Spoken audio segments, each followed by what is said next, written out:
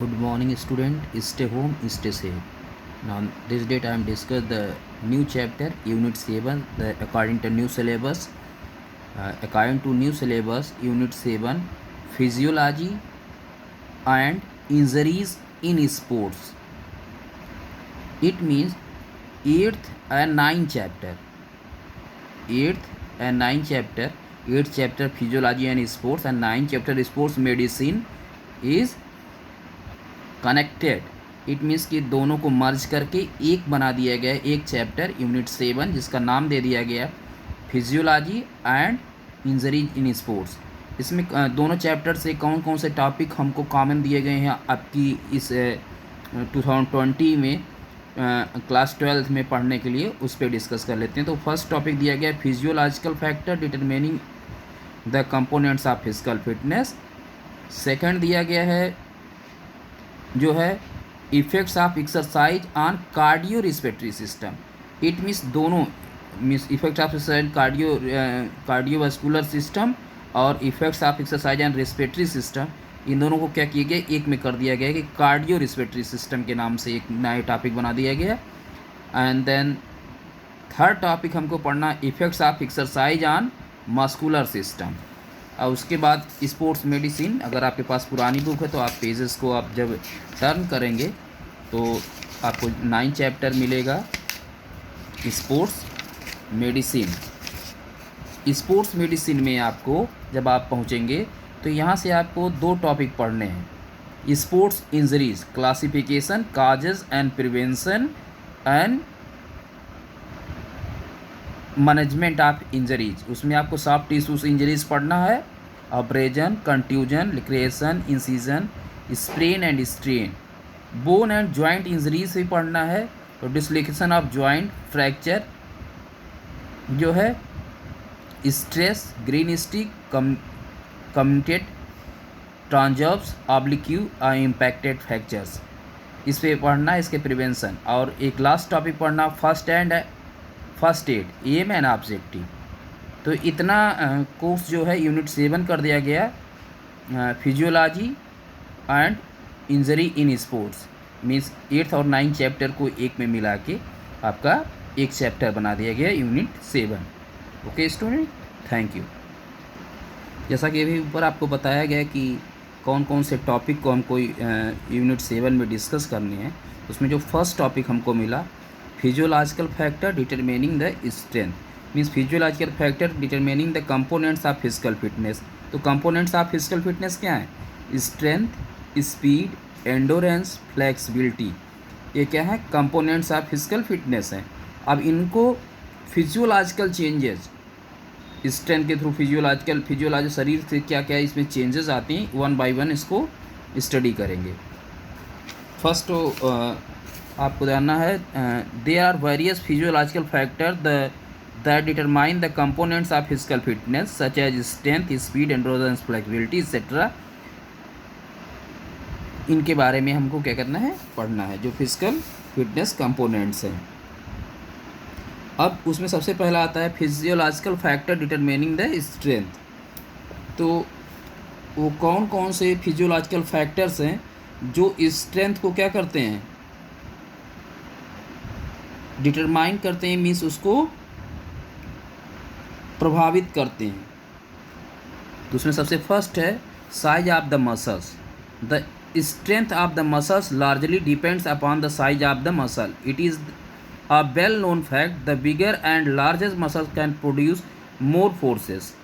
The force produced by the same size of muscle in male and female is approximately same, but males are found to be stronger because they have large and bigger muscles in comparison to female. With the help of different methods of strength training such as weight training, the size of the muscles can be increased and thereby strength is improved. So the strength is determined by the size of the muscle. It means जो muscles का मांसपेशियों की शक्ति मुख्यतः मांसपेशी के आकार पर निर्भर करती है. मीन्स जितनी बड़ी आपकी मांसपेशियाँ होंगी उतनी ज़्यादा आप क्या करेंगे, शक्ति प्रोवाइड कराएंगे. मीन्स शक्ति आप निकाल सकते हैं अपनी बॉडी से.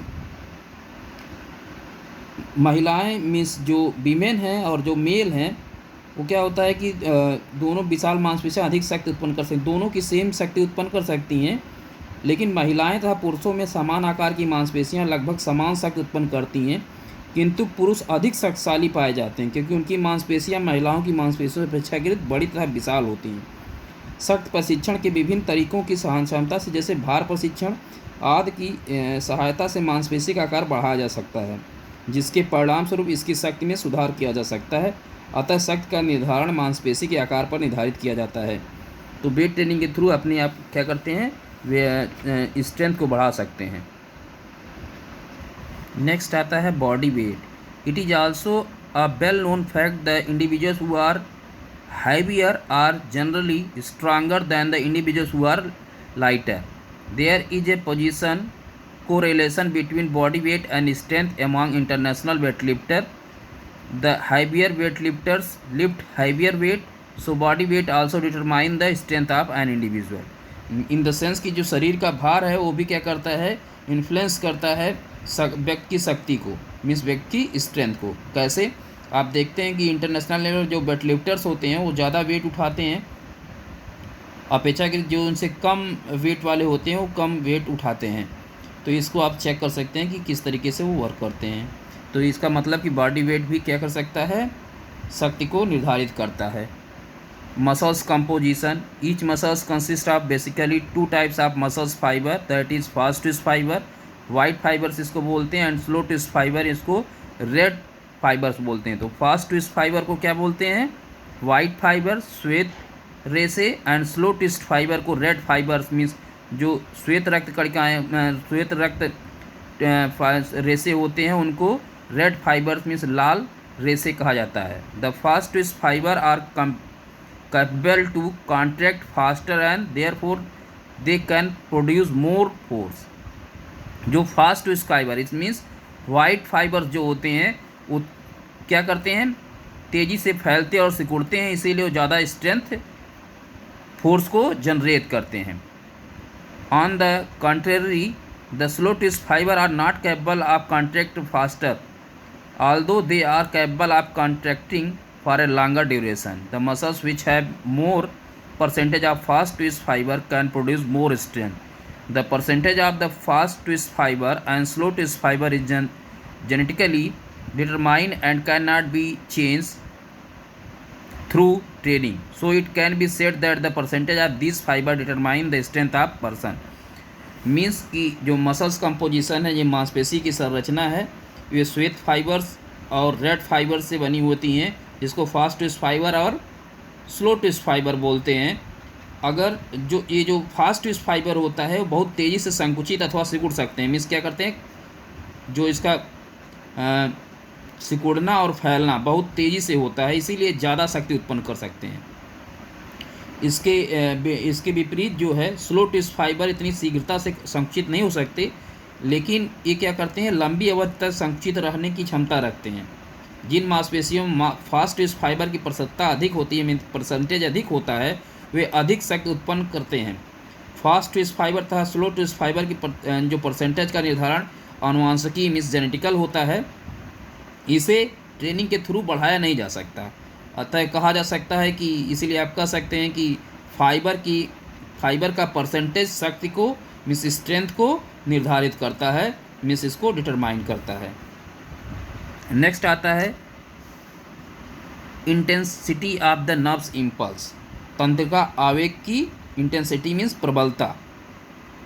अ muscles is composed of a number of motor units. The total force of the muscle depend on the number of contracting motor units.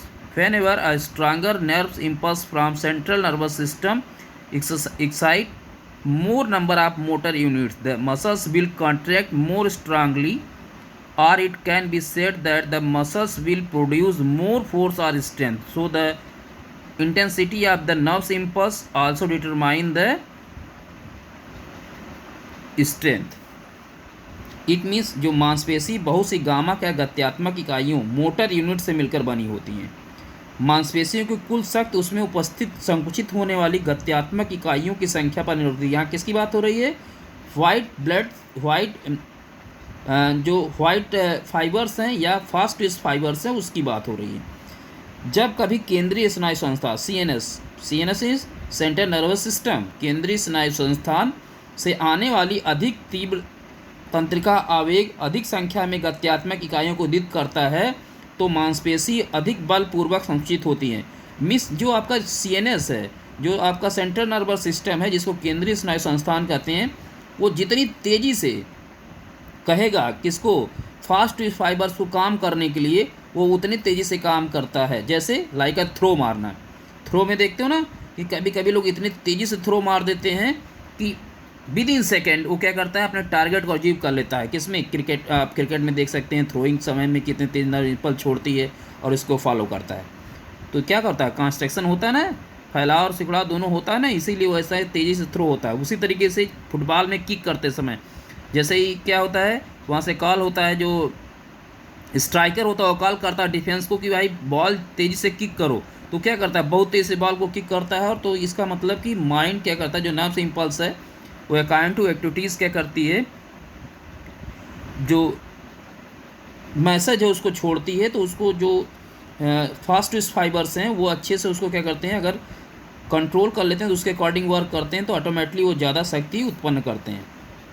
इसीलिए तंत्रिका आवेग की प्रबलता भी शक्ति की मात्रा को निर्भर करती है। मीन्स नर्व्स इम्पल्स जो है वो भी क्या करती हैं, शक्ति को, मात्रा को निर्धारित करती हैं कि हम कितने तेज। कभी कभी नहीं मन करता है कि हम स्लो चलें, हम फास्ट चलें, काम और के अकॉर्डिंग हमारी नर्व्स इम्पल्स क्या करती है, वहाँ से मैसेज छोड़ती है। तो ये भी क्या करती है, शक्ति उत्पन्न करने का एक कारण है, बन सकती है।